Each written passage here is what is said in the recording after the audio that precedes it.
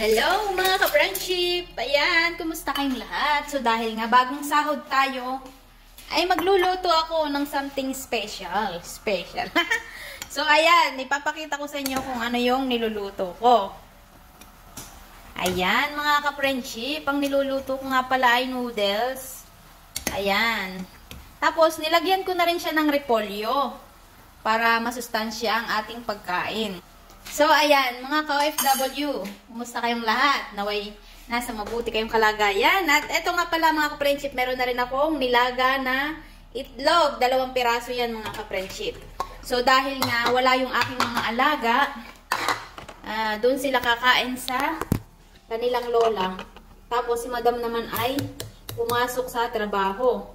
Kaya naman, ito yung aking pagkain ngayon. So, ayan. Medyo, siya, half cook lang to mga ka-friendship. Dahil gusto ko, ayan o. Dahil gusto ko, half cook lang talaga yung itlog kapag partner sa noodles. Ayan. O, diba? Tingnan nyo. So, ayan. Kayo mga ka-friendship, kapag bagong sahod kayo, ano yung inyong niluluto or mga binibili? I'm sure, mga ano yan. Mga Jollibee, mga McDo. Wala akong kanin ngayon. Kaya ito lang yung pagkain ko. So, pwede naman ako magluto ng kahit anong gusto ko. May manok, mga karne. Pero mas, mas choice ko to kasi nga mabilis lang lutuin. At saka, ako lang naman pati mag-isa. Kaya, okay na ito. Solve na rin ang ating pananghalian. At saka, diet na rin. Medyo tumataba na ang inyong ka-friendship. So, ayan, luto na. Tara, ilagay ko na dito sa lalagyan.